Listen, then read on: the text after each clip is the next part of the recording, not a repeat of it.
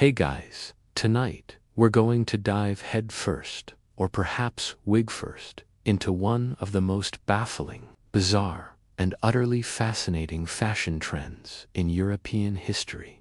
The 17th century powdered wig. Imagine, if you will, the bustling streets of Paris or London, circa 1670. The air is thick with the scent of horse manure, wood smoke, and rosewater and civet.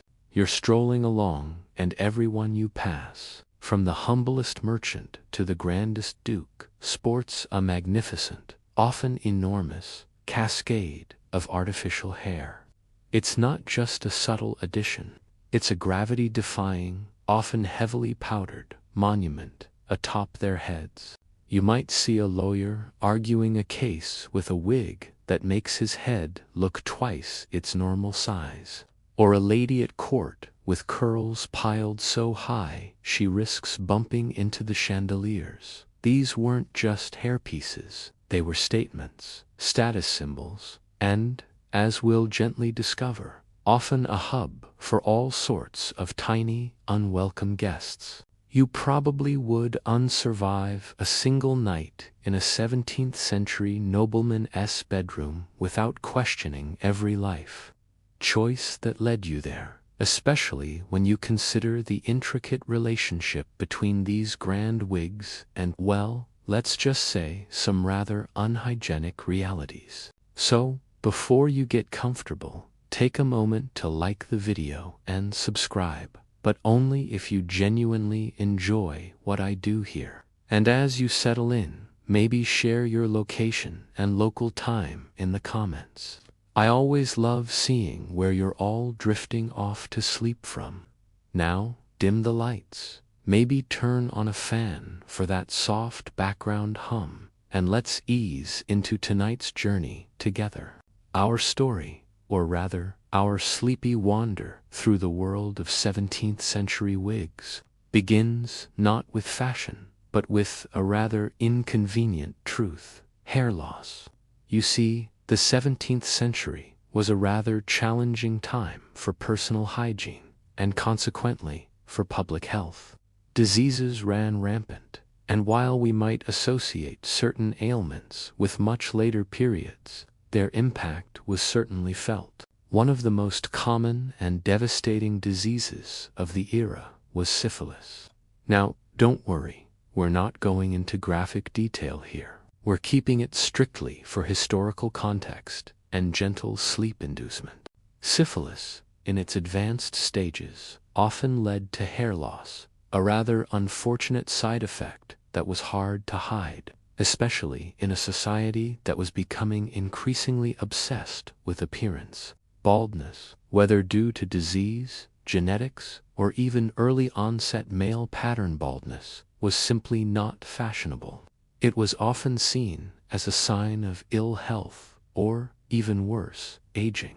Imagine, if you will, being a prominent figure in court, needing to project an image of power and vitality, only to find your crowning glory or lack thereof, thervinding your entire facade that this wasn't just about vanity. It was about public image, social standing, and projecting an aura of health and vigor that simply might not have been true. You see, a full head of hair, or at least the appearance of one, was intrinsically linked to youth and vitality. Losing your hair could subtly, or not so subtly, diminish your perceived status. Think of it as a subtle social handicap. You wanted to be seen as robust, capable, and, frankly, well-heeled. A receding hairline, or a completely bald pate, just didn't scream powerful aristocrat. In a society where appearance dictated so much, a solution was needed, and quickly. Beyond syphilis, other factors contributed to hair loss. Poor nutrition, stress, and even other common illnesses could leave people with thinning hair or bald spots. And let's not forget the sheer impracticality of having very long, natural hair in an era before modern shampoo. Keeping it clean was a monumental task, and often It simply wasn't done with the regularity we're accustomed to today. This led to hair becoming greasy, lank, and, well, less than appealing. Sometimes, it was simply easier to shave off your natural hair or keep it very short and then cover it with something else. This was a pragmatic solution to a very real problem. You might find yourself, hypothetically speaking, dealing with quite a bit of grime and perhaps a few unwanted microscopic residents in your natural hair, making the idea of an easily removable, if still challenging to clean, alternative rather appealing. Historians still argue whether the initial widespread adoption of wigs was primarily driven by the ravages of syphilis, or if it was more a confluence of various health and hygiene issues combined with evolving fashion sensibilities. It's a chicken or question, really, but the outcome was undeniably hairy. So, as we settle into this soft, historical slumber, picture a 17th-century European, perhaps a gentleman of means, looking in his polished silver mirror. He sees not just a receding hairline, but a potential dip in his social capital. He needs a solution, a grand, stylish, and perhaps even a bit ostentatious solution. And thus, the stage is set for the rise of the periwig, a theatrical solution to a very personal and very public problem. It was a time when looking good meant being able to afford to look good, and sometimes that meant faking it till you made it. With a generous helping of borrowed hair, the sheer audacity of these early adopters, embracing an entirely artificial head of hair, is something to gently ponder as you drift off. It wasn't just a covering, it was a transformation, a carefully crafted illusion of health and prosperity in a world that desperately needed both. As we continue our gentle journey into the world of 17th-century wigs, we arrive at a pivotal moment, a moment that truly solidified the wig's place in the fashionable elite. Our story now shifts from the general woes of hair loss to a very specific and very influential head of state, King Louis XIV of France. Imagine, if you will, the opulent halls of Versailles, a place designed to dazzle and impress, where every detail, from the cut of a gown to the shine of a shoe, was scrutinized. In this world of grandeur, the king was the ultimate trendsetter. His every sartorial choice echoed across the continent. Now, Louis XIV was a man who understood the power of image. He was known as the Sun King, a moniker he cultivated to emphasize his central, radiant authority. Everything about his person, from his lavish clothes to his carefully choreographed daily routine, was designed to project an image of absolute power and divine right. And just like many men, even kings, Louis XIV began to experience hair loss in his early 20s. This was a potentially catastrophic blow to his carefully curated image. A balding Sun King simply wouldn't do. He needed to maintain an appearance of youthful vigor and undeniable masculinity, especially in a court where rivals and courtiers were constantly vying for influence. So, around 1670, Louis XIV made a strategic decision. He began to wear a wig. But this wasn't just any wig. This was a magnificent, elaborately curled, and voluminous periwig, known as a peruke. It was designed to enhance his regal presence, to give him an imposing silhouette, and to disguise any hint of baldness. And because Louis XIV was the ultimate arbiter of fashion, his decision immediately set a precedent. If the Sun King wore a wig, then everyone who aspired to be anyone in his court, and indeed across Europe, had to follow suit. It was a classic case of monkey see, monkey do, but with much more expensive monkeys and significantly more elaborate hair. You see, the influence of the French court during this period was immense. France was the cultural and political powerhouse of Europe, and what happened at Versailles often dictated trends in London, Madrid, Vienna, and beyond. So, when Louis XIV, in his infinite wisdom and strategic vanity, decided that wigs were the way forward, it was a ripple effect that became a tidal wave of artificial hair. Courtiers, always eager to curry favor and demonstrate their allegiance, quickly adopted the style. If you wanted to be seen as loyal, modern, and in touch with the prevailing winds of power, a wig became an essential part of your wardrobe. It was a tangible sign of your subscription to the dominant cultural narrative. This wasn't just about covering baldness anymore. It was about imitation as the highest form of flattery. And it wasn't just the men at court. The ladies, too, began to incorporate increasingly elaborate hairstyles, though their wigs often took a slightly different form, often integrated with their natural hair or styled into towering coiffures. But the core principle remained. The king's choice dictated the fashion. One might gently chuckle at the thought of an entire continent collectively deciding to cover their heads with enormous hairpieces, simply because one man did. But that, my sleepy friends, is the power of a monarch in an absolute monarchy. Historians still debate the exact moment Louis XIV first donned a full periwig, with some suggesting it was a gradual transition, while others pinpoint it to a specific period of more pronounced hair loss.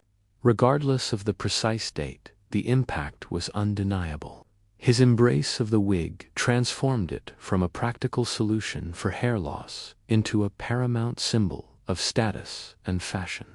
It became a must-have accessory, not just for those who were bald, but for anyone who wanted to be considered fashionable and important. You wouldn't be caught dead, or even merely seen, without your periwig if you held any ambition of social climbing. The king's personal preference, therefore, had a profound and lasting effect on 17th-century European fashion. It elevated the wig from a mere prosthetic to an art form, a complex construction that required skill, time, and considerable expense. This was no longer just about hiding a secret. It was about announcing your presence, your importance, and your connection to the ultimate source of power. The more elaborate your wig, the more prestigious you appeared. And so, the era of the periwig truly had begun, ushering in a century where hair, or the convincing illusion of it, reigned supreme. It's almost comical, isn't it, how one man's vanity could spark such a widespread, cumbersome, and occasionally itchy trend across an entire continent. But then again, isn't that just human nature, albeit on a grand, wiggering scale? Now that we understand the royal endorsement that propelled wigs into the fashionable stratosphere, let us consider why these wigs grew to such extravagant sizes and became such an unmistakable symbol of social status. You see, in 17th-century Europe, especially in the absolutist courts, everything was about hierarchy, about knowing your place, and perhaps more importantly, about showing your place to everyone else. Your clothing, your mannerisms, even the way you carried yourself, all communicated your standing. And nothing, perhaps, screamed, "I am important," quite like a gigantic, meticulously sculpted wig. Imagine yourself as a courtier in the palace of Versailles. You're navigating a labyrinth of intricate social rules, where every glance, every bow, every whisper holds significance. You want to be noticed by the right people, to signal your wealth, your influence, and your closeness to the king. A small, understated wig simply wouldn't cut it. It would be akin to showing up to a modern red carpet event in a tracksuit. The bigger, the more elaborate, the more powdered and perfumed your wig, the more prominent you appeared. It was a literal crowning glory that announced your arrival before you even spoke a word. The sheer cost of these colossal constructions played a huge role in their status as symbols. We'll delve deeper into the specifics of sourcing and materials later, but for now, know that creating a magnificent periwig required a significant investment. High-quality human hair was expensive, and the skilled labor of wig makers was not cheap. Then there were the constant costs of maintenance, powder, perfumes, and regular restyling. Only the truly wealthy could afford such an extravagance, let alone keep it in pristine, powdered condition. So, if you saw someone sporting a truly enormous, perfectly coiffed wig, you knew immediately that they were a person of considerable means. It was a walking, talking, slightly itchy billboard of their financial standing. Beyond raw cost, the impracticality of these wigs further cemented their elite status. Try to imagine performing any strenuous activity in a massive periwig. You couldn't run, you couldn't easily ride a horse, and dancing would have been a delicate, highly choreographed affair to avoid knocking off your precious headwear. These wigs were designed for display, for promenading through grand halls, for receiving guests, and for sitting regally in a carriage. Their very bulk and fragility signaled that the wearer was a person of leisure, someone who didn't have to engage in manual labor or even much physical exertion. They had servants to attend to their needs, including the careful transport and maintenance of their prized periwigs. This gentle impracticality made them even more desirable to the upper classes, distinguishing them from the common folk who, by necessity, wore more practical hairstyles. There was also an element of fashionable excess. As with many trends throughout history, once a style takes hold, there's a natural inclination to push the boundaries, to make it even more opulent, even more over the top. The periwig started as a solution, but quickly evolved into an art form. Wig makers competed to create the most impressive and intricate designs, and wearers vied to possess the latest, largest, and most fashionable styles. It was a race to the top of the social ladder, one curl and one dusting of powder at a time.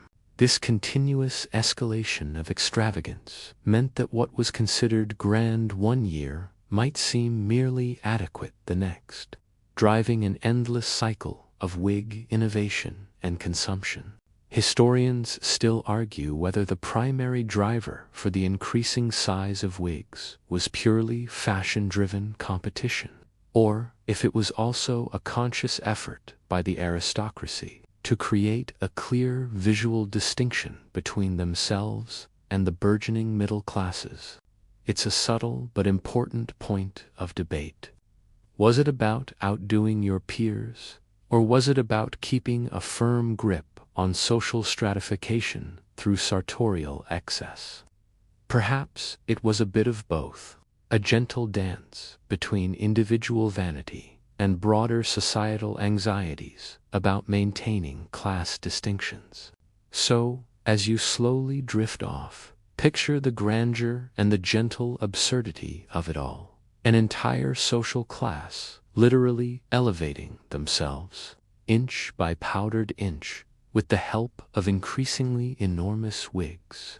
It was a flamboyant display of power, wealth, and a delightful touch of impracticality, all designed to ensure that everyone knew exactly who was who in the glittering, if occasionally flea-ridden, world of 17th-century European aristocracy. The wig was not just hair. It was an entire social statement, perched precariously on your head. Having gently established the wig's status as a beacon of social standing. Let's now peek behind the curtains, or perhaps behind the powdered curls, and uncover a rather intriguing question. Where did all that hair come from? You might imagine vast fields of specially grown hair, or perhaps some exotic animal. The reality, as it often is with historical quirks, is a little more varied and, at times, surprisingly ordinary, mixed with the slightly macabre. The most prized and therefore most expensive wigs were made from human hair, but not just any human hair. The best quality hair was often sourced from rural areas, particularly from peasant women and girls. Why? Because their hair was generally considered healthier, less damaged by harsh dyes or elaborate styling, and less prone to the thinning that might plague urban dwellers with poorer diets or more exposure to illness. Imagine agents or hair merchants traveling through the countryside, perhaps attending local fairs or markets, discreetly inquiring about long, healthy hair. A young woman might sell her hair to provide extra income for her family, perhaps for a dowry or to help through a lean harvest. It was a practical transaction, a commodity exchange, though one that might seem rather odd to us now. This hair was then carefully cleaned, sometimes boiled, and stored, ready for the wig makers. Now, not all wigs were made from pristine human hair. Given the sheer demand and the varying price points, wig makers also used animal hair. Horsehair was a common choice, particularly for the internal structures, or for less expensive wigs. It was sturdy and could hold a curl well. Goat hair was another option, offering a coarser texture that could be worked into certain styles. Sometimes, even wool or vegetable fibers were used, though these were generally for the cheapest, most rudimentary wigs, often worn by servants or those truly on the fringes of fashionable society. You might find yourself gently pondering the subtle differences in texture between a goat hair wig and a human hair one, a truly niche concern for the discerning 17th century wig wearer. The color of the hair was also important. While natural shades, like brown and blonde, were used, the fashion for powdered wigs meant that the original color of the hair was often secondary to its quality. Once powdered, the hair would take on a uniform white, off-white, or grayish hue. This allowed for a wider range of raw materials to be used, as the final appearance depended more on the powder than the underlying hair color. This is why you rarely see historical paintings of 17th century figures with vividly colored wigs. The powder acted as a kind of universal equalizer, at least in terms of shade. There's a quirky tidbit here about the sources of hair. While much came from living donors, there are hints, and historians gently debate the extent, that some hair might have been salvaged from the deceased, particularly during periods of high mortality. This is a more unsettling thought, of course, and likely not a widespread practice for the elite. But it underscores the sheer demand for raw materials.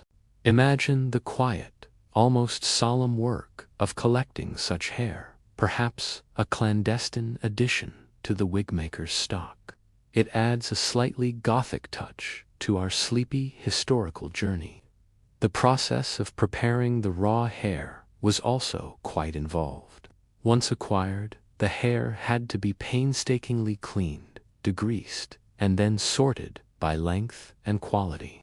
It might be chemically treated to straighten or curl it, and then carefully bundled. This was far from a simple process. It required considerable skill and knowledge of materials. A good wig maker was not just an artist. They were a chemist and a meticulous organizer. ensuring each strand played its part in the final grand construction.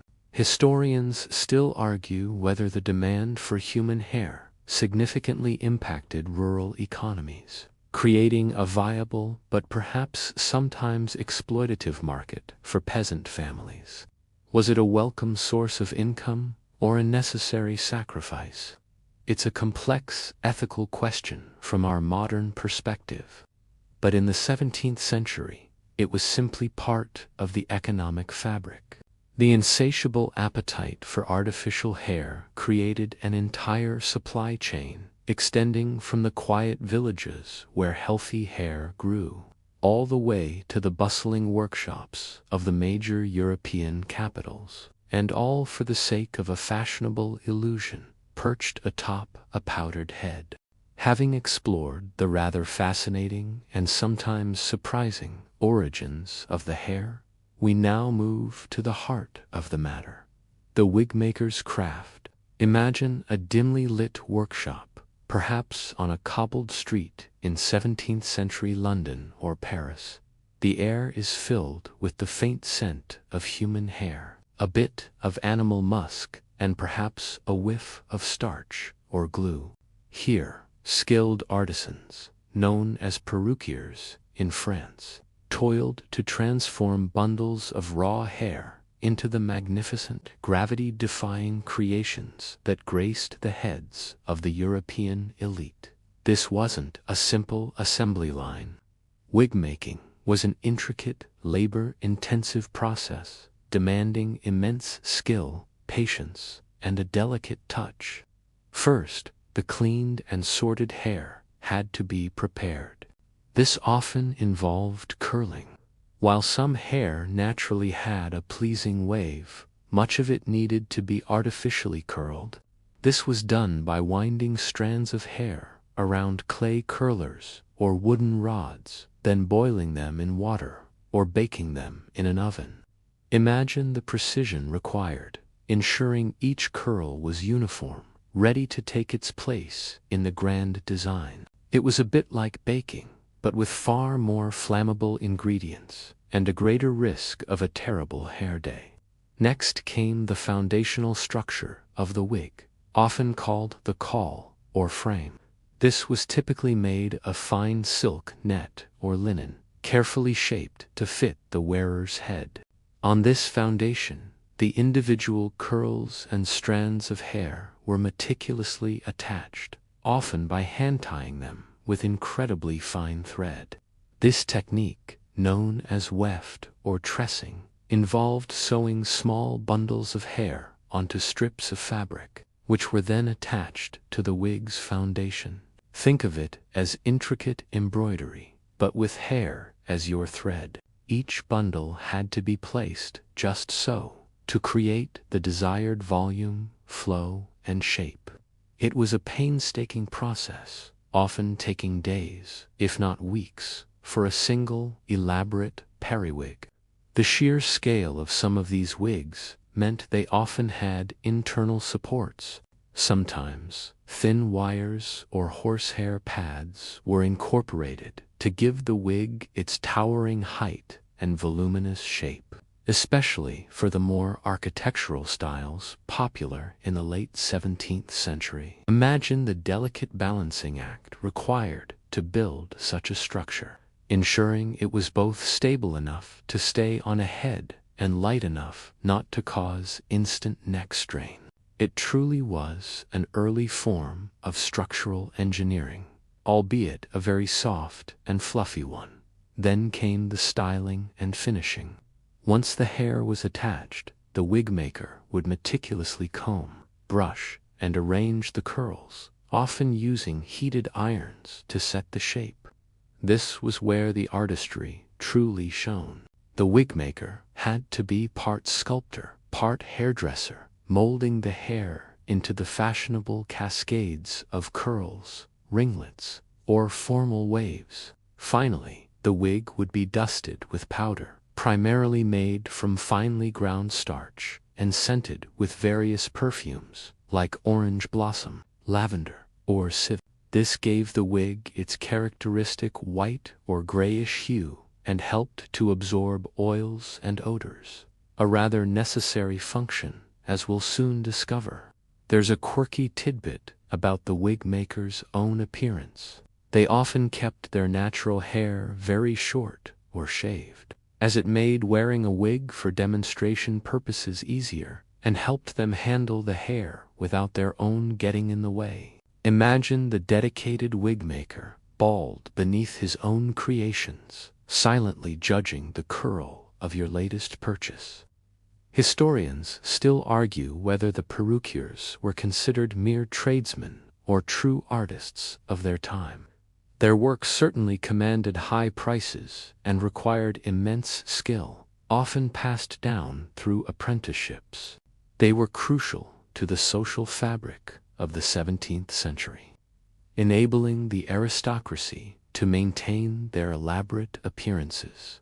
The perruquier was not just selling hair, they were selling an illusion of status, health, and fashion. It was a demanding profession, often conducted in less than ideal conditions. Yet it produced some of the most iconic, if somewhat bewildering, fashion statements in history. And as you imagine the quiet snip of scissors and the gentle dusting of powder in that bustling workshop, perhaps you can drift off to the rhythmic hum of a true artisan at work.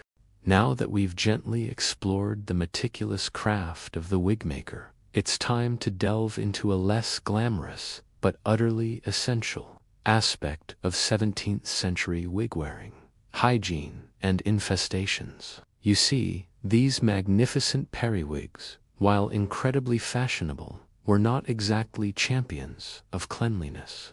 In an era before modern plumbing, regular bathing, or effective insect control, living with an elaborate wig on your head presented some rather unique challenges. Imagine, if you will, wearing a voluminous, powdered wig for days, if not weeks, on end. You couldn't exactly throw it in the washing machine. In fact, washing hair, either natural or artificial, was a rare occurrence. The wigs would absorb dust, sweat, and all the general grime of 17th century life. This wasn't just a matter of aesthetics. It created an ideal environment for some rather unwelcome guests. We're talking, of course, about lice and fleas. Lice, unfortunately, were a widespread nuisance in 17th century Europe.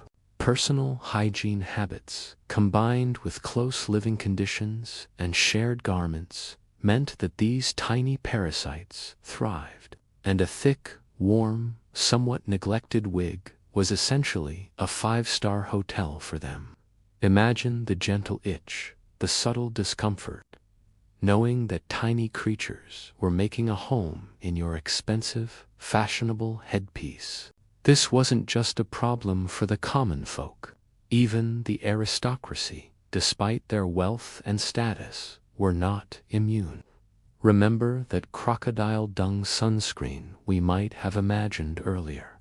Well, this problem was arguably even more intimate.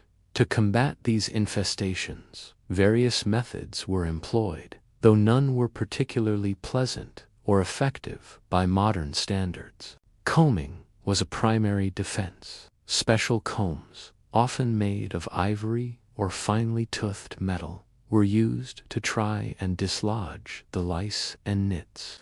You might have had a servant, a trusted valet, whose unpleasant duty it was to spend time meticulously combing through your periwig, a task that likely required a strong stomach and a good eye.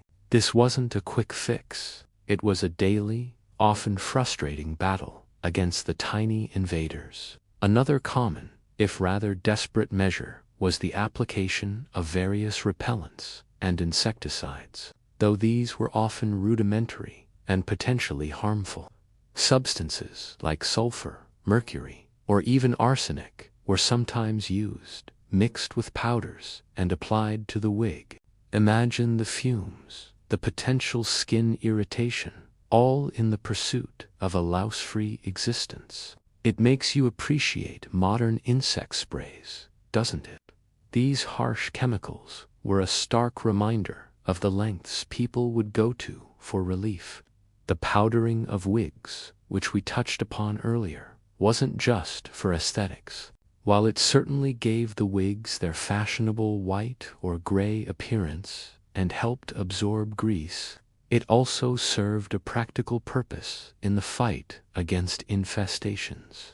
The strong scents of the perfumes mixed into the powder, like lavender, orange blossom, or even civet, were believed to deter insects and mask the less pleasant odors emanating from a wig that hadn't been cleaned in weeks. Imagine the cloying sweetness mixed with something a bit more earthy. It was a sensory assault designed to keep both pests and offensive smells at bay. There's a quirky tidbit here about wig boxes. Many wealthy individuals had elaborate wig boxes or stands that were designed to keep their wigs safe when not in use. These boxes were often designed to be somewhat airtight, perhaps with the idea that this would help to contain or even suffocate any resident pests. However, it's questionable how effective this truly was. Perhaps it was more about preserving the style than eliminating the critters. Historians still argue whether the widespread use of wigs actually exacerbated the problem of head lice by creating a warm, protected environment that was rarely cleaned, or if it was simply a necessary adaptation to a pre-hygiene world where lice were ubiquitous anyway. It's a classic chicken and egg scenario for the sleepy historian.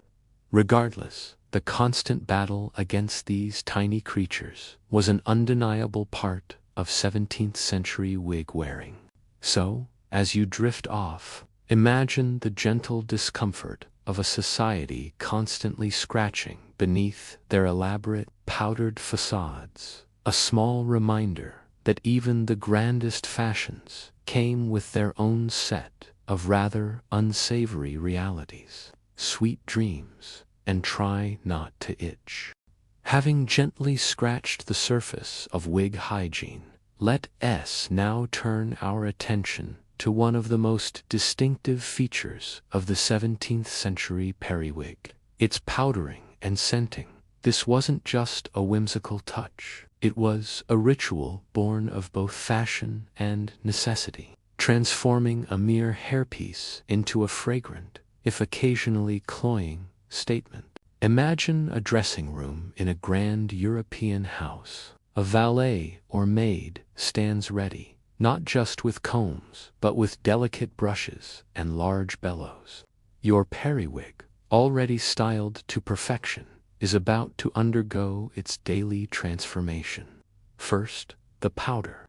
This fine, often white or off-white substance was primarily made from finely ground starch, usually wheat or rice flour. It was blown onto the wig using specialized bellows, or sometimes dusted on with large, soft brushes.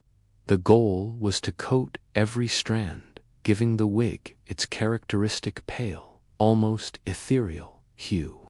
This is why, in portraits from the era, you rarely see natural hair colors on these grand wigs. They are uniformly white, gray, or light blonde due to the powder. The powder served several purposes. Aesthetically, it created a uniform, grand appearance that further distinguished the wig from natural hair. It also gave the wig a softer, more voluminous look, enhancing its overall impressive silhouette. But beyond the visual, there were practical considerations. The powder helped to absorb grease and oils from the hair and, more importantly, from the scalp beneath. Remember that in an age of infrequent washing, this was a crucial function.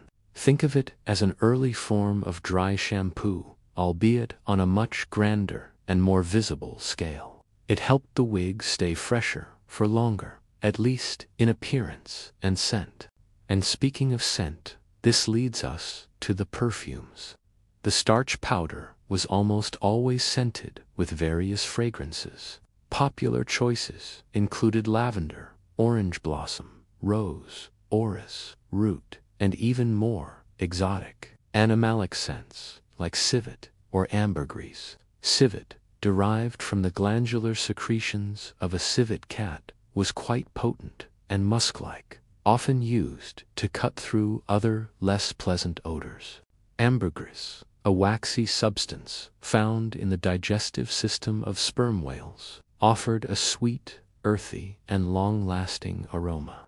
Imagine the blend of these scents, a heady mix that both masked underlying smells and projected an air of sophistication and wealth. You could practically smell a person of importance before you saw them, simply by the strength of their wig's perfume. The ritual of powdering was not without its drawbacks. It was a messy business. Fine powder would inevitably get everywhere, on clothes, on furniture, and often into the wearer's lungs. People even wore special powdering cloaks to protect their clothing during the process. Imagine trying to have a conversation while your valet is vigorously blowing flour onto your head.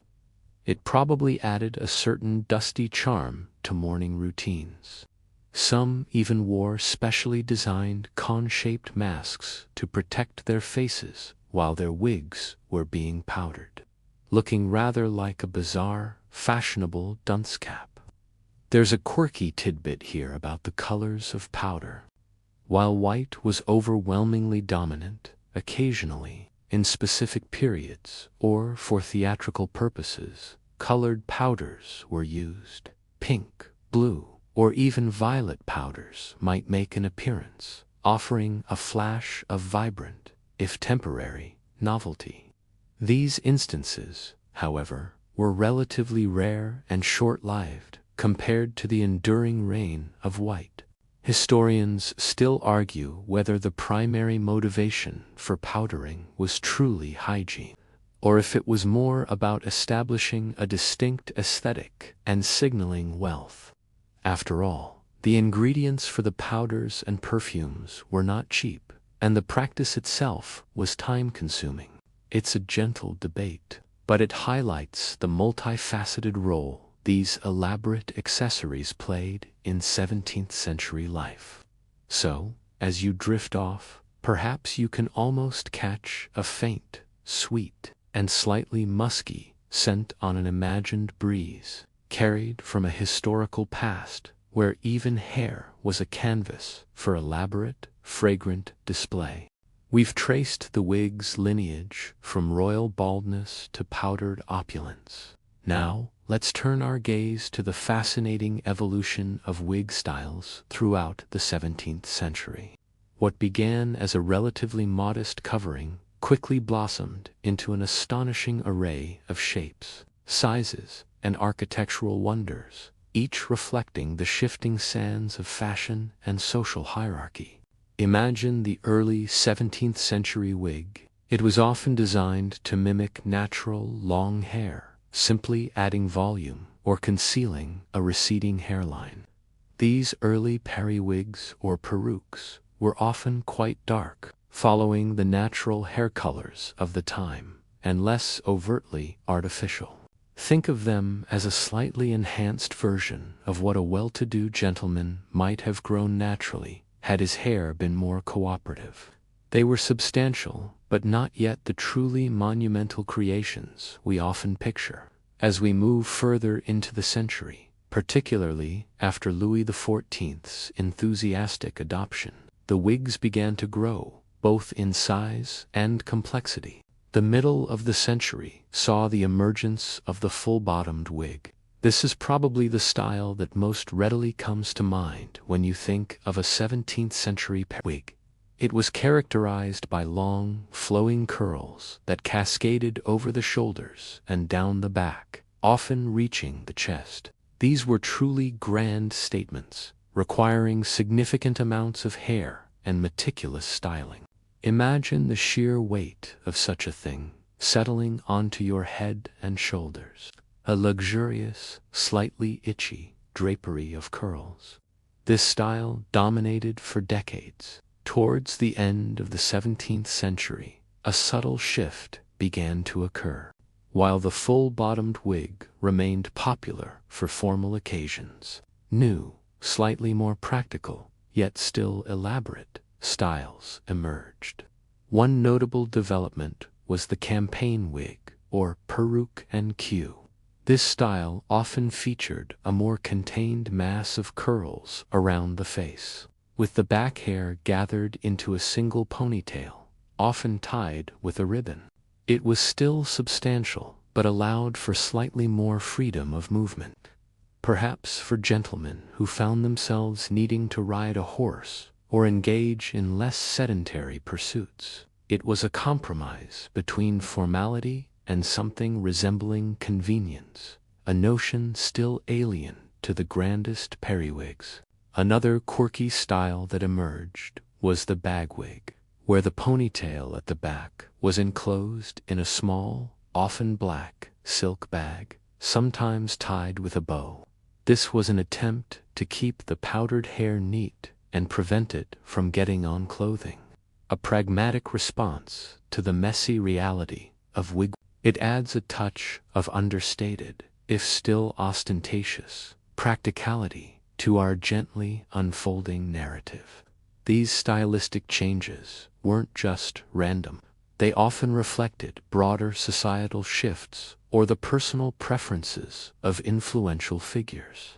The gradual move towards slightly less cumbersome styles might have been a response to the sheer impracticality of the largest full-bottomed wigs, or simply a natural evolution of taste.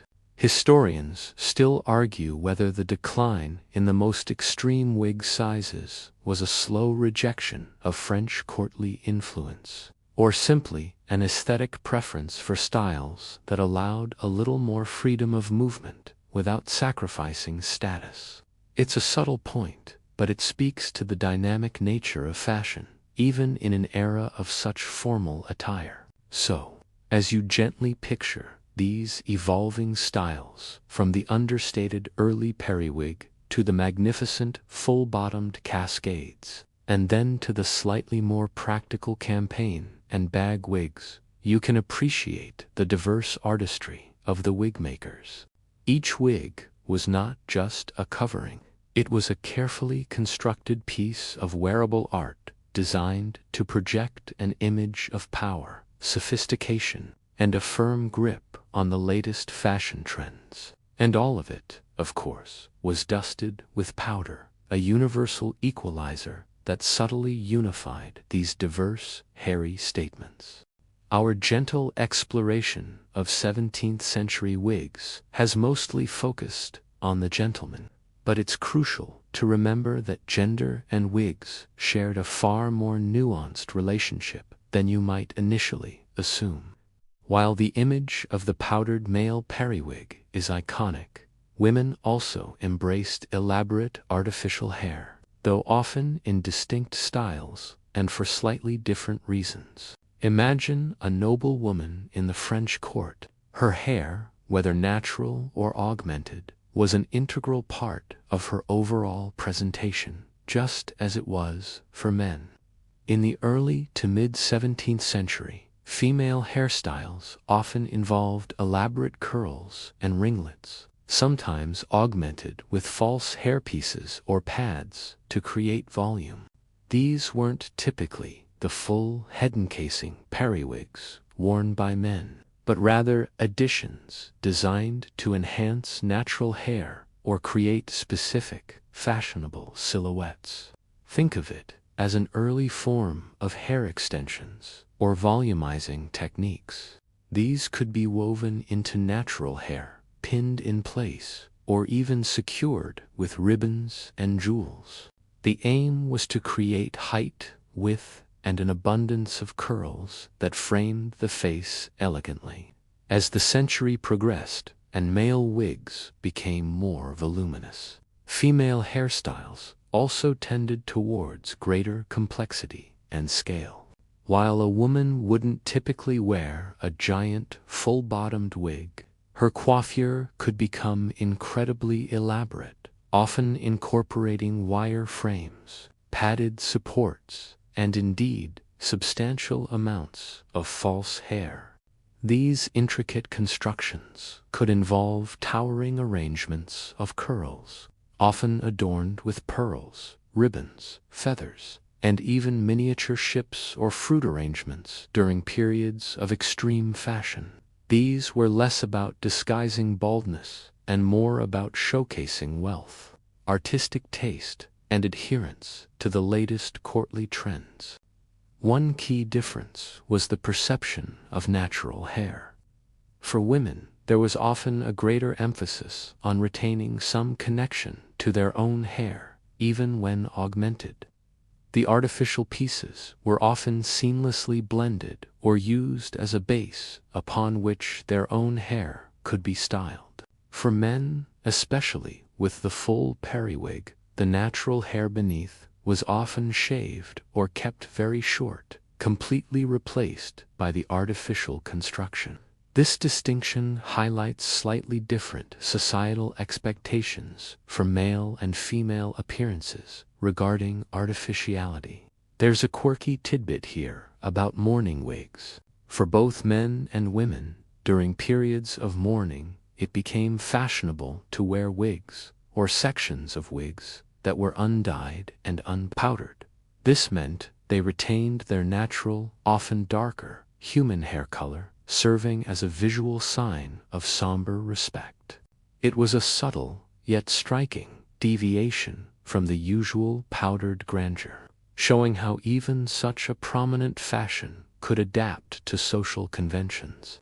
Historians still argue whether women's adoption of false hair was a direct parallel to the male wig trend, driven by similar status anxieties, or if it evolved independently as part of broader shifts in feminine aesthetics.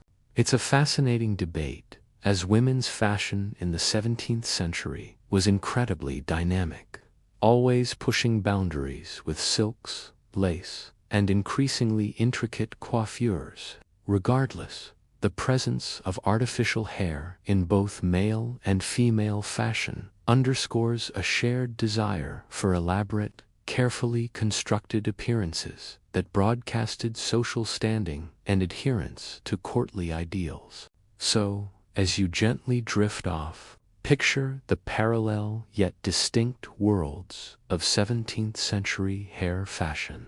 The gentlemen, grand and powdered beneath their periwigs, and the ladies, adorned with towering arrangements of curls and jewels, each expressing their status in their own unique and often equally elaborate way.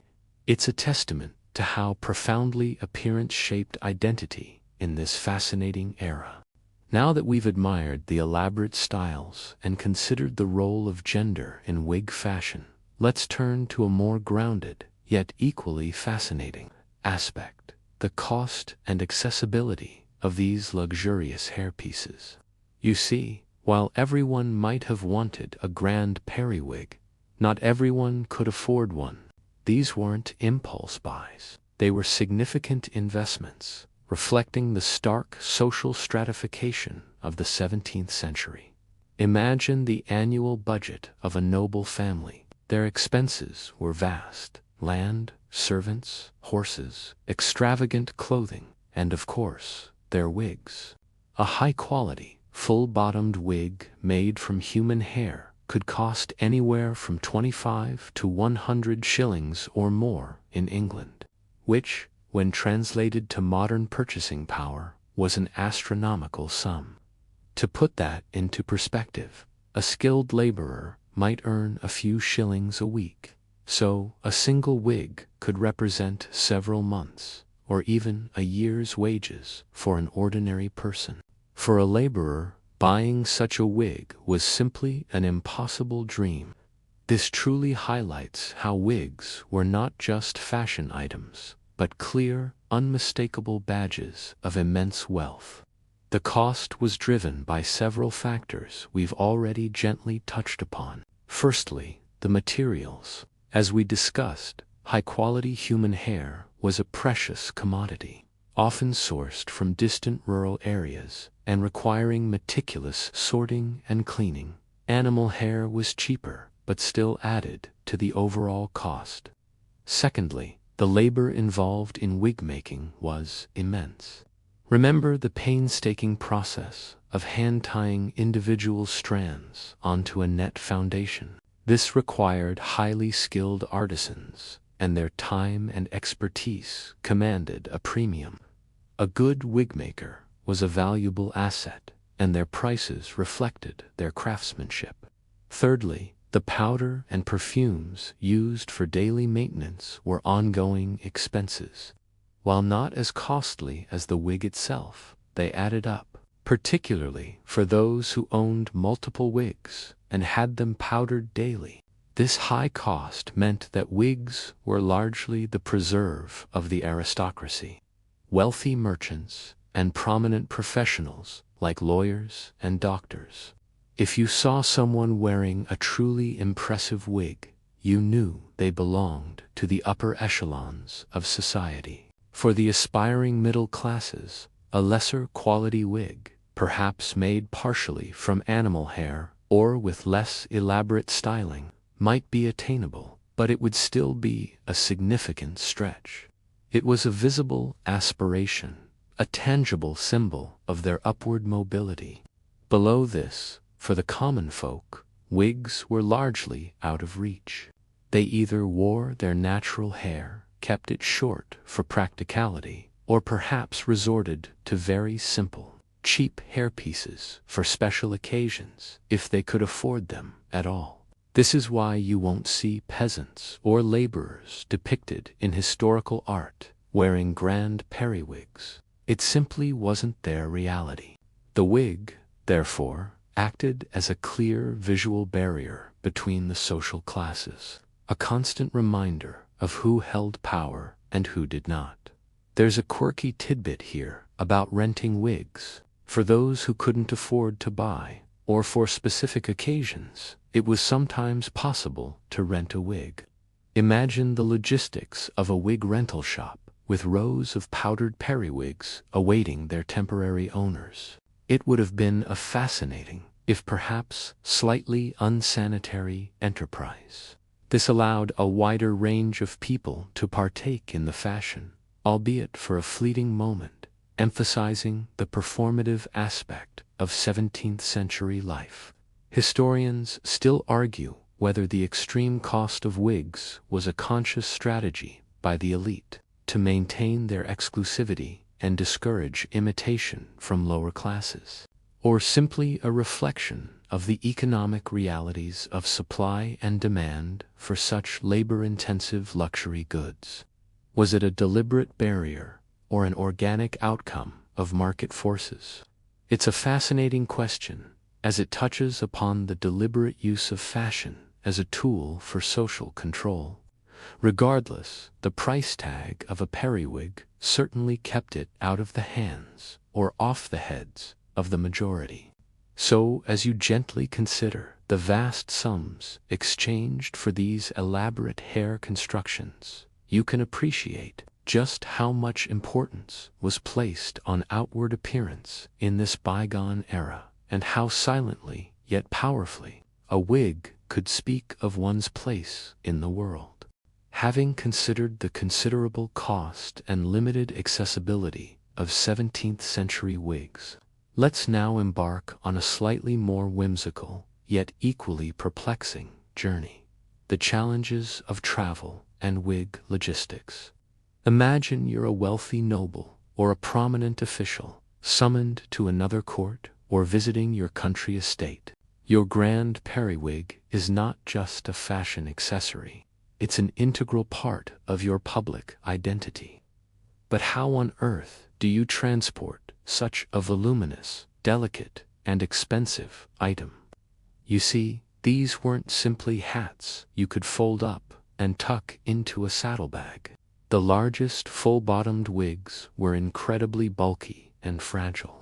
They were meticulously styled, often with curls set and powdered to perfection. Tossing one carelessly into a trunk would be an act of fashion sacrilege, likely resulting in a flattened, unkempt mess. So, specialized solutions were required. Enter the wig box. These were often cylindrical or dome-shaped containers, sometimes made of sturdy leather or wood, designed specifically to protect the wig's delicate structure during transport. Imagine a hat box, but significantly larger and often more robust. The wig would be carefully placed inside, often on a stand, to maintain its shape, and then secured to prevent shifting. These boxers would then be strapped onto the back of a carriage, carried by servants, or perhaps even have their own dedicated space in a baggage train. It was a logistical challenge, ensuring your expensive hairpiece arrived at your destination in pristine condition, ready for its public debut. Beyond the physical transport, there was the ongoing issue of maintenance on the road. A wig that had been through a bumpy carriage ride, exposed to dust and perhaps even a sudden shower, would inevitably need attention. You couldn't just brush it out like natural hair. This meant that wealthy travelers often brought along their own valets or wig dressers, servants whose primary duty was to care for their master's wigs. Imagine arriving at an inn after a long day's journey, dusty and tired, and your valet immediately sets about carefully brushing, recurling, and repowdering your wig. It was a round-the-clock commitment to sartorial perfection. There's a quirky tidbit here about wig wearing while on horseback. While formal portraits usually show men in full periwigs, the reality of active travel meant compromises. For riding, a smaller, less cumbersome wig, perhaps a campaign wig, or even a sturdy, simpler wig, might be worn. The truly massive wigs were reserved for arrival and official engagements. Imagine trying to gallop across a field with a powdered cloud of hair bouncing precariously on your head. It would be a comical, if rather undignified sight. This highlights the practical limitations of these fashionable excesses. Historians still argue whether the elaborate logistics surrounding wig travel further cemented their status as symbols of elite leisure, as only those with significant resources could afford such dedicated care. Was it a deliberate barrier to entry for the less affluent, or simply an unavoidable consequence of a cumbersome fashion? It speaks to the layers of complexity embedded in what might seem like a simple accessory. So, as you gently picture carriages rumbling down dusty roads, their precious cargo of powdered wigs, carefully stowed and dedicated servants tending to every curl and powder puff, you can appreciate the dedication and expense involved in maintaining this peculiar fashion.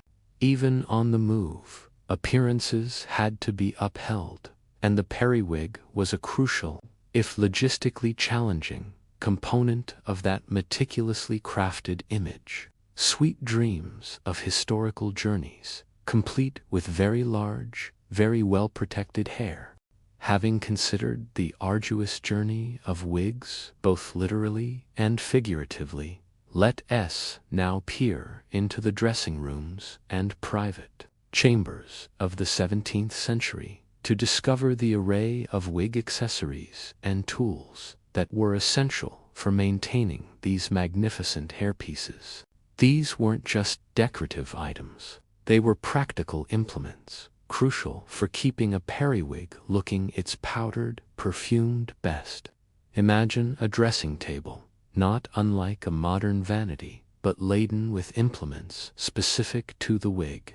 First and foremost, you'd find a variety of combs. These weren't your everyday plastic combs. You'd have fine-toothed combs, often made of ivory or bone, used for detangling, and absurdity, as we gently touched upon, for painstakingly removing lice and nits. Then there would be broader toothed combs, perhaps made of wood, for general styling and fluffing. The quality of these combs reflected the owner's status, with the finest ones being exquisitely crafted. Next, you'd certainly see wig stands. These were essential. A wig could not simply be left on a flat surface without losing its shape. Wig stands were often made of wood or metal, designed with a rounded top to mimic the shape of a head.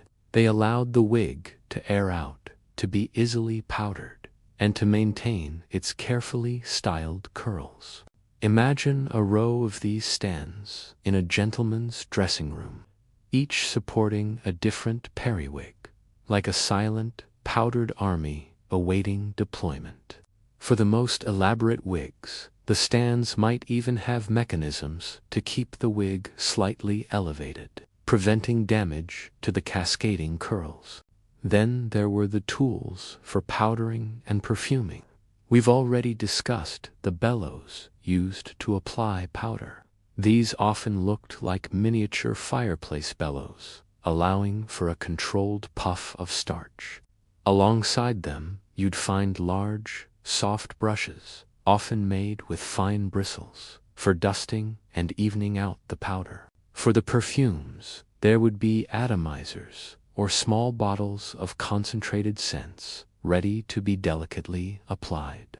Imagine the quiet, almost meditative ritual of a valet preparing a wig, a cloud of scented powder gently rising and settling. For intricate curling, the wig maker's tools might also be found in a wealthy household. These included curling irons, heated over a fire, and various wooden rods or clay curlers, around which strands of hair would be wrapped to create uniform ringlets. The ability to recurl loose strands was crucial, as humidity and wear could quickly undo a wig's perfect style. There's a quirky tidbit here about wig boxes for travel, which we've mentioned. But beyond these large containers, smaller, more specialized boxes or cases were used to carry individual components of a wig, or perhaps a smaller, more casual wig. These were designed to protect the shape and preserve the delicate structure of specific styles, ensuring that every curl remained in place.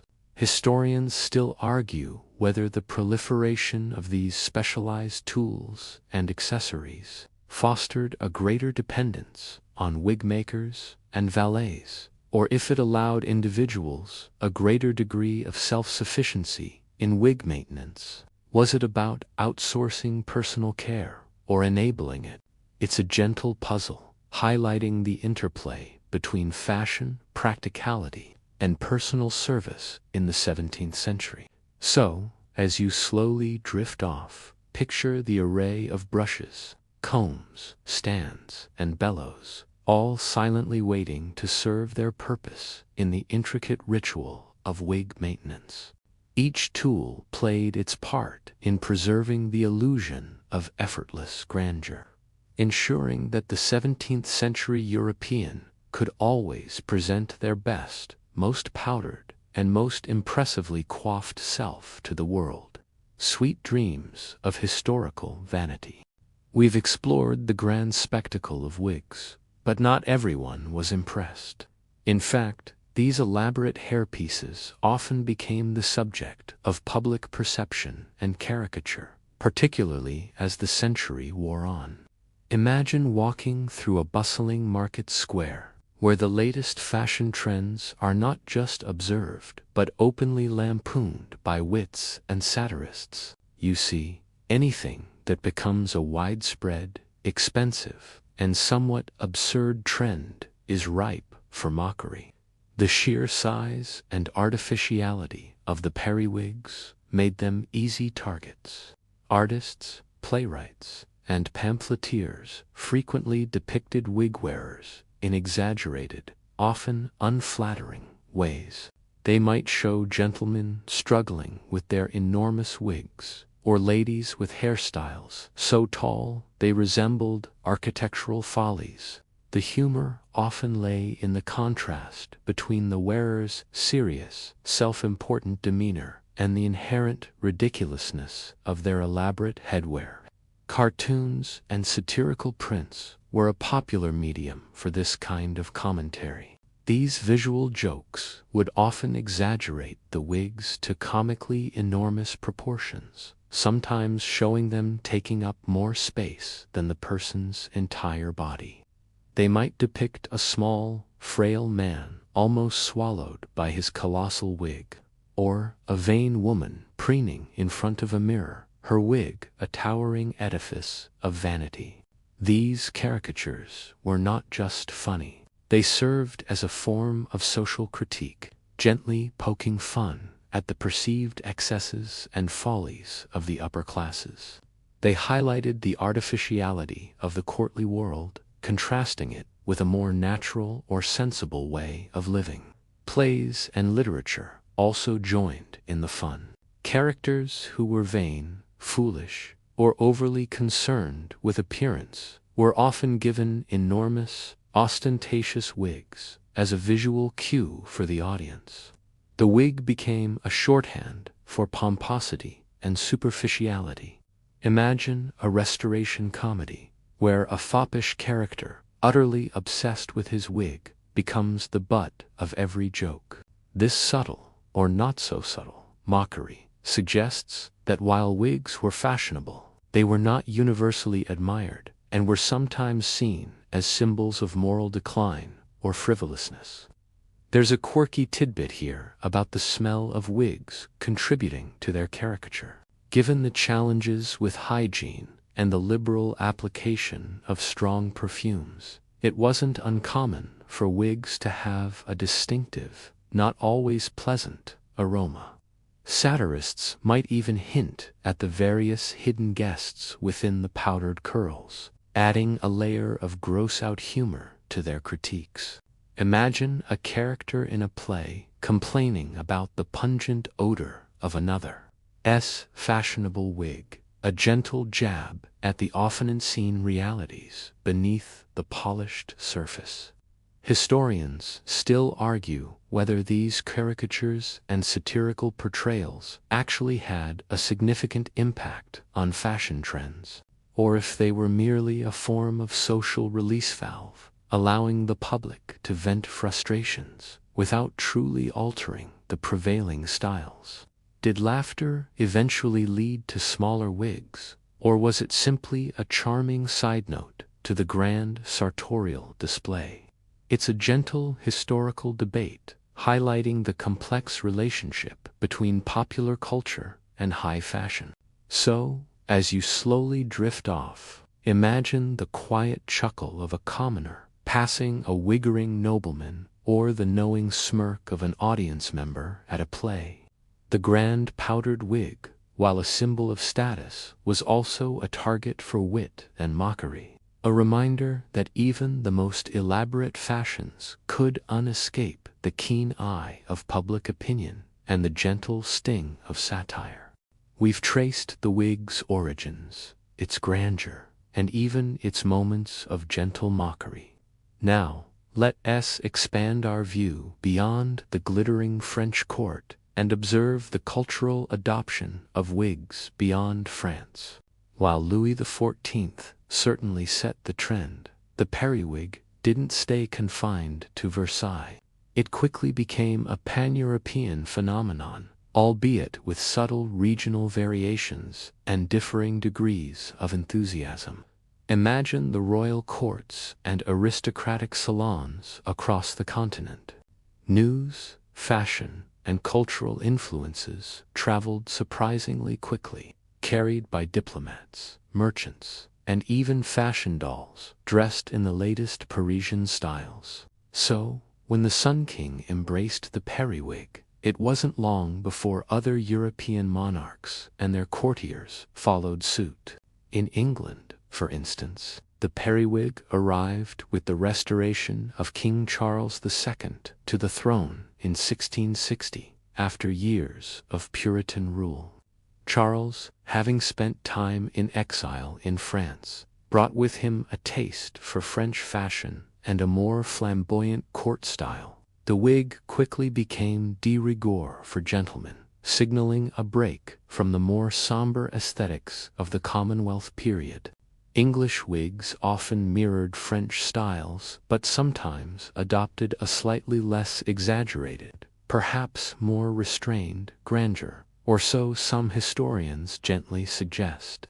Across the Holy Roman Empire, in places like Germany and Austria, the periwig also found a strong foothold among the nobility. Courts in Vienna, Dresden, and Berlin eagerly embraced the French fashion, seeing it as a symbol of modernity and sophistication.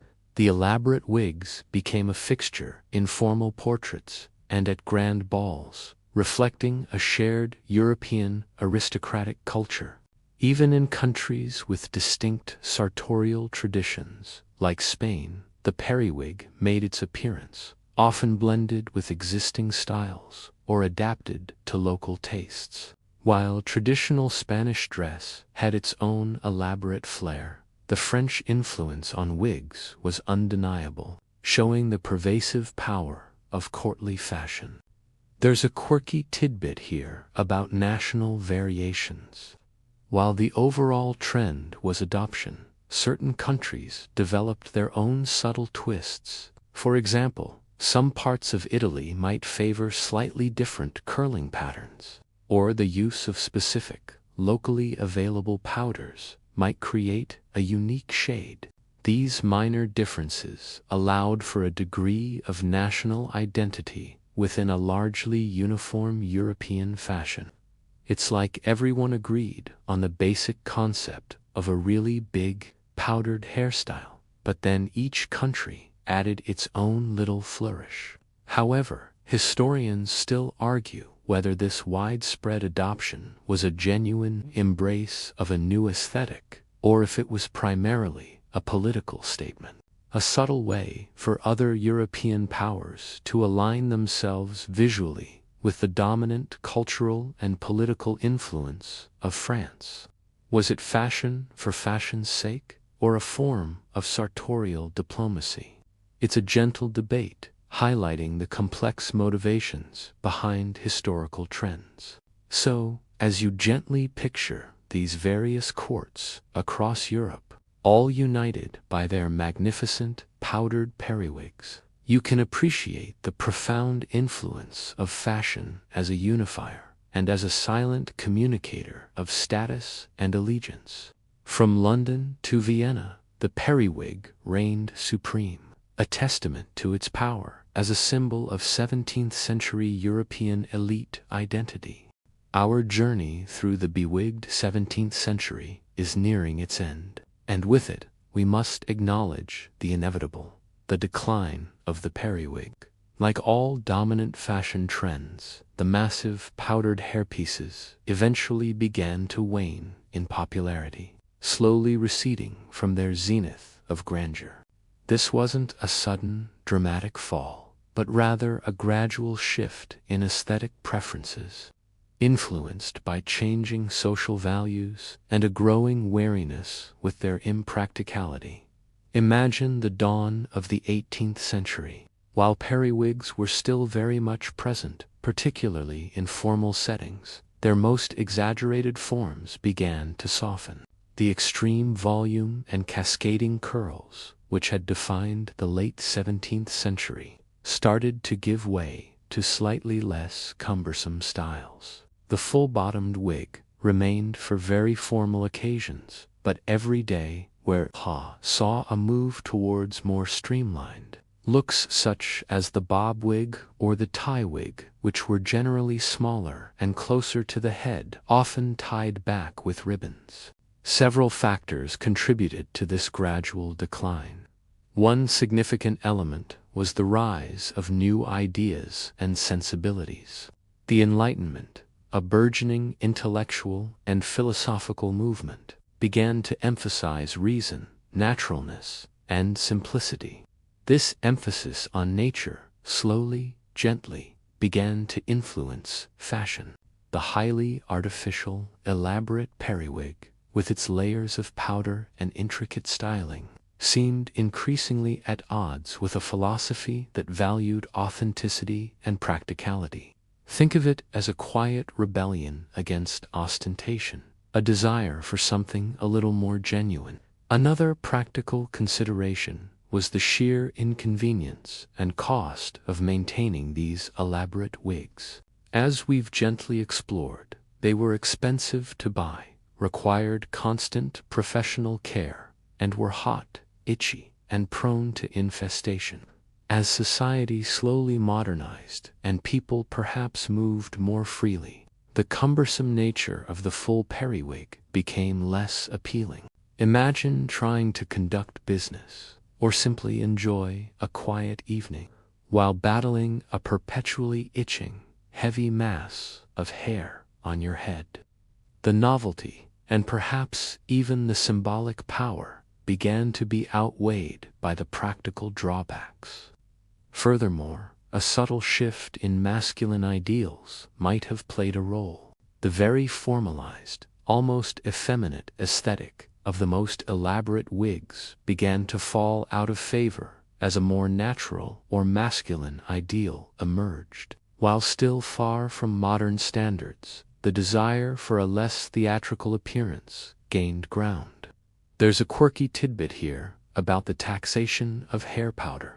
In some places, governments, ever keen to find new sources of revenue, began to tax hair powder. While not a direct cause of the wig's decline, this financial burden certainly didn't help its popularity, adding another layer of expense to an already costly habit.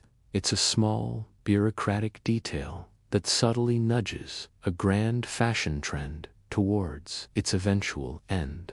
Historians still argue whether the decline was primarily driven by intellectual shifts, practical considerations, or simply the natural cyclical nature of fashion, where novelty always eventually gives way to a new trend.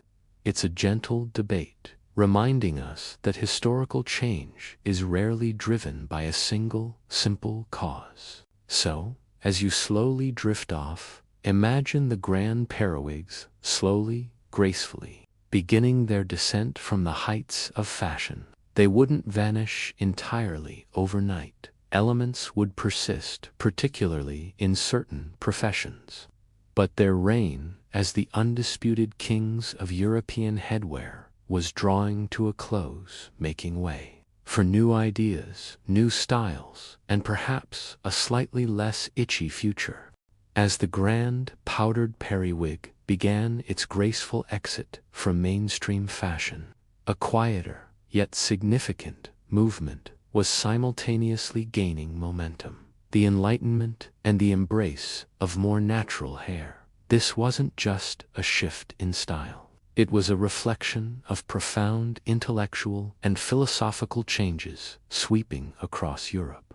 Imagine the salons and intellectual gatherings of the 18th century, a time when thinkers like Rousseau, Voltaire, and Locke were advocating for reason, individual liberty, and a return to simpler, more natural principles.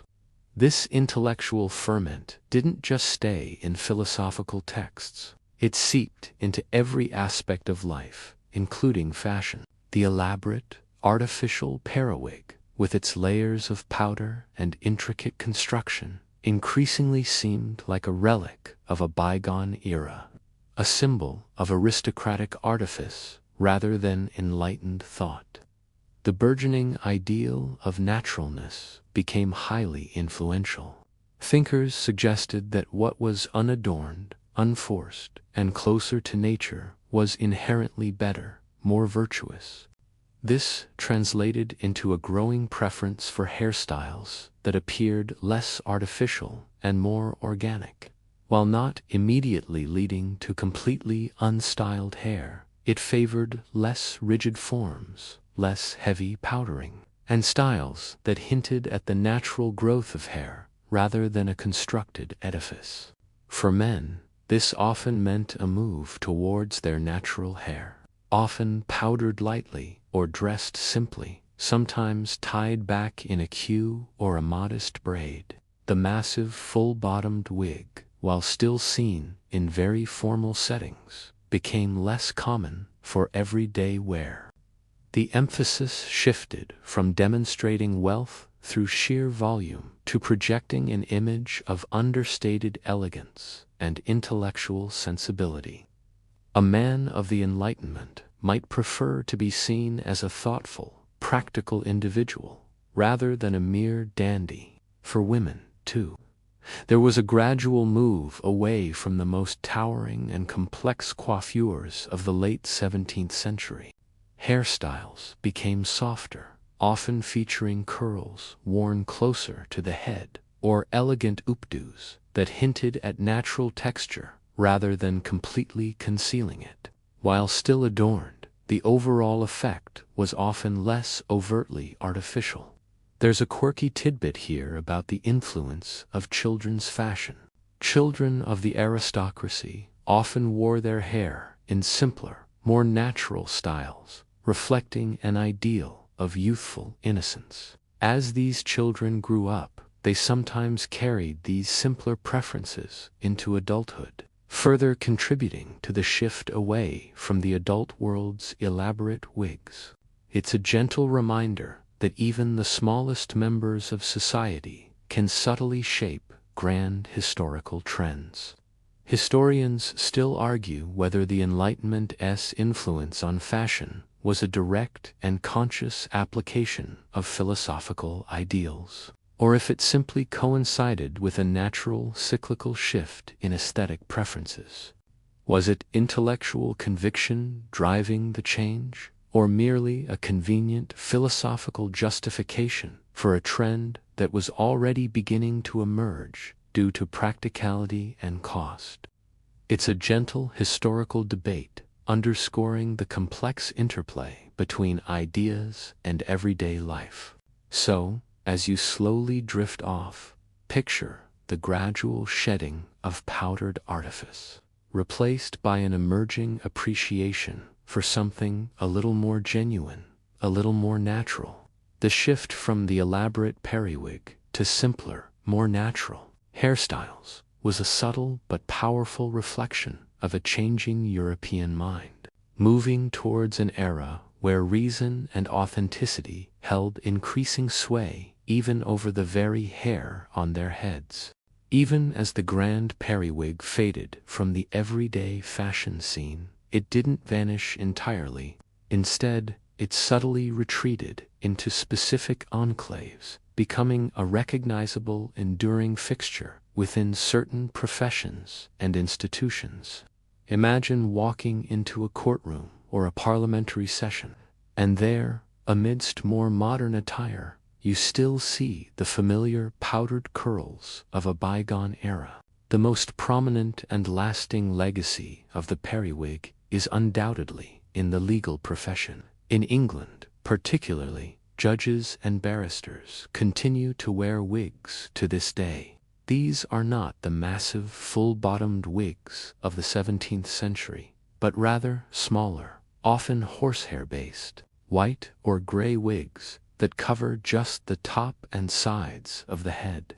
This tradition solidified in the late 17th and early 18th centuries, precisely when the wig was at its height of popularity in society.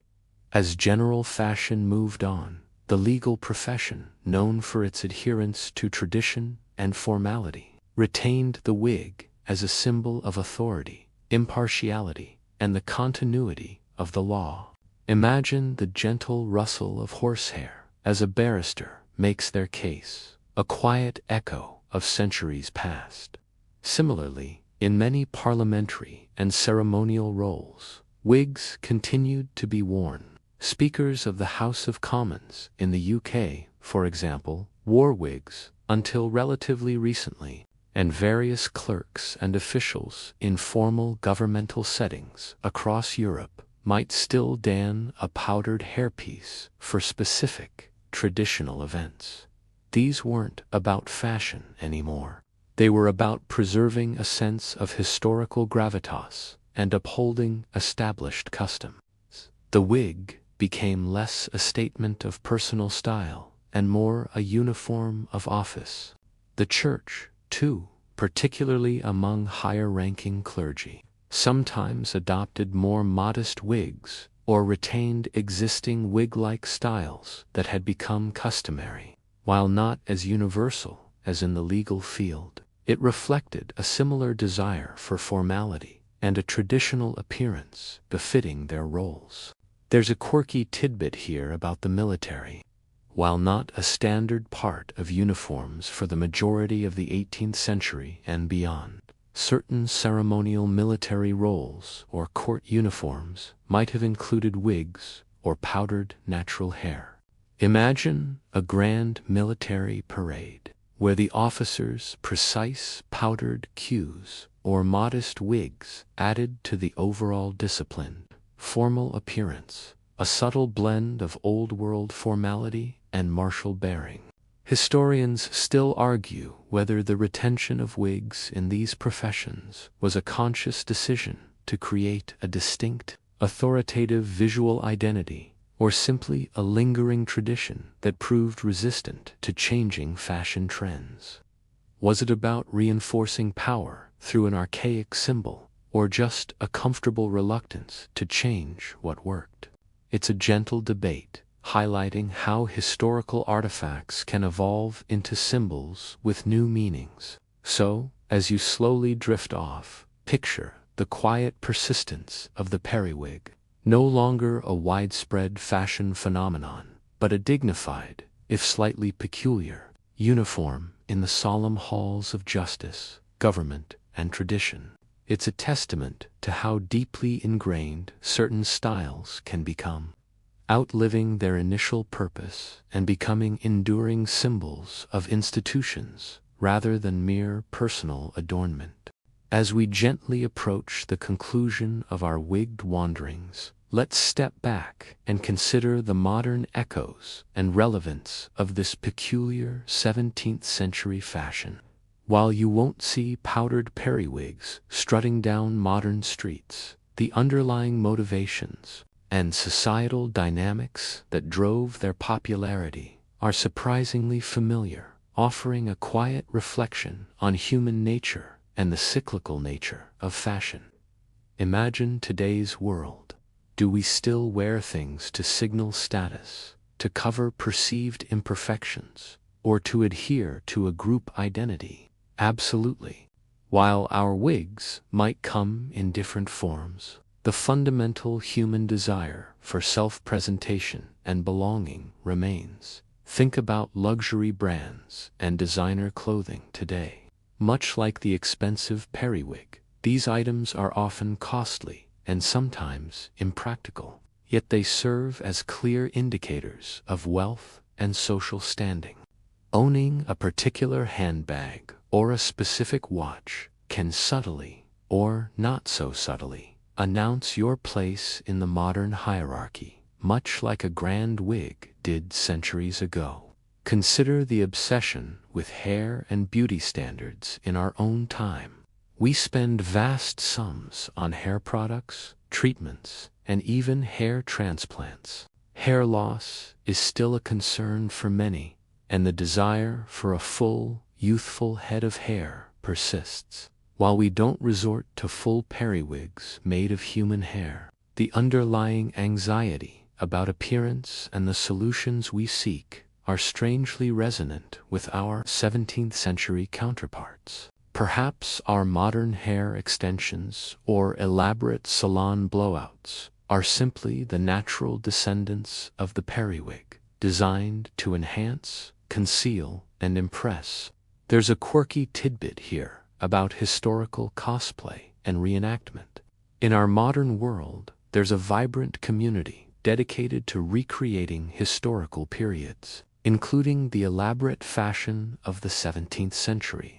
This allows enthusiasts to literally step into the shoes-on wigs of the past, experiencing firsthand the weight, the style, and perhaps even a touch of the peculiar allure of these historical hairpieces. It's a playful, educational echo of a bygone era, bringing the past gently into the present. Historians still argue whether fashion trends are truly cyclical, repeating similar patterns across different eras, or if each period's trends are unique and simply reflect distinct social and economic conditions. Is the periwig just a peculiar historical anomaly, or a vivid illustration of enduring human traits? It's a gentle contemplation as we consider the threads that connect our present to their past. So, as you slowly drift off, consider how the grand powdered wig, though long gone from everyday life, continues to offer insights into our own world. It reminds us that appearances matter, that status is often communicated through visual cues, and that the desire to present a polished, impressive self is a timeless human endeavor. Perhaps, in some quiet way, we're all still wearing our own version of the periwig, navigating the unspoken rules of presentation in our own unique modern ways. We've journeyed through the intriguing world of 17th-century wigs, from their origins to their lasting echoes. Now, as we approach our final moments together, let us take a moment to reflect on the lives and experiences of those who wore these remarkable wigs. It's easy to view them as mere fashion victims, but their decision to embrace the periwig tells us a quiet story about their world. Imagine, for a moment, being a man or woman in 17th-century European high society. Your life was a constant performance. Every interaction, from a stroll through the palace gardens to a formal dinner, was observed. Your appearance was not just personal, it was public. Your wig, therefore, was a crucial part of your uniform, a silent declaration of your status, your adherence to courtly norms, and your understanding of the unspoken rules of power. You wore it not just for vanity, but for survival in a complex social landscape. Consider the physical experience. You might have felt the weight of the wig, especially the larger ones, a constant pressure on your scalp and neck. But you'd be aware of the heat it generated, particularly in crowded rooms or during the warmer months. And, of course, the itchiness, the subtle, persistent irritation from the hair itself, the powder, and perhaps those unwelcome tiny residents we gently discussed. Yet you endured it, because the social benefits outweighed the personal discomfort. It was a trade-off, a silent pact between individual and society. There's a quirky tidbit here about the personal connection some wearers developed with their wigs. Despite their artificiality, these wigs were often custom-made, painstakingly crafted for a single individual. A particularly favored wig might be given a nickname, or treated with an almost affectionate care, becoming an extension of the wearer's identity. Imagine a nobleman quietly admiring his favorite periwig, a testament to his status and a trusted companion in his public life. Historians still argue whether the consistent discomfort and hygiene challenges of wig wearing created a unique shared experience among the elite, fostering a subtle camaraderie born of collective suffering for fashion. Did they bond over their itching scalps and the constant dusting of powder? It's a gentle, humorous thought, but it highlights how common experiences can shape human connection. So, as you slowly drift off, picture the men and women beneath those powdered cascades. They were navigating a world of strict social codes, elaborate rituals, and demanding appearances. Their wigs were more than just hair. They were tools of presentation, symbols of power, and silent partners in their daily lives. In their own way, these individuals were pioneers of performance, showing us how deeply intertwined our identities can be with the clothes and the hair we choose to wear.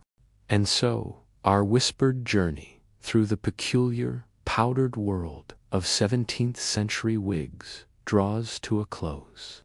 We began with the practical need to cover thinning hair, saw how a bald king's vanity transformed it into a symbol of ultimate power, and then watched as it blossomed into an extravagant, yet often uncomfortable fashion statement that swept across Europe. We explored the surprising sources of hair, the meticulous craft of the wigmaker, and the rather unsavory realities of hygiene and infestations that came with such elaborate headwear. We mused over the social dynamics, the hefty price tags, and the logistical nightmares of transporting these towering hairpieces, noting how they invited both admiration and gentle mockery. Finally, we saw their gradual decline, influenced by new ideas of naturalness, and their enduring, if niche, legacy in the formal corners of our own modern world. As the echoes of powdered pasts softly fade, imagine the quiet dignity of those historical figures. Their motivations, though wrapped in silks and powdered curls, were not so different from our own.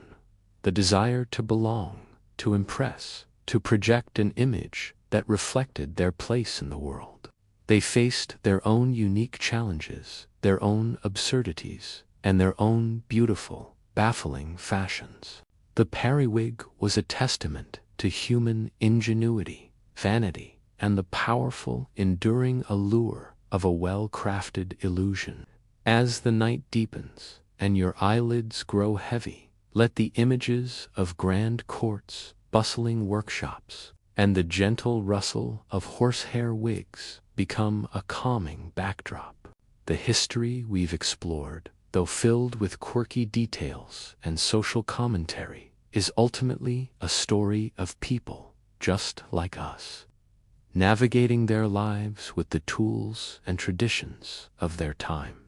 The wigs may be gone from our everyday streets, but their silent stories linger, a soft whisper from a fascinating past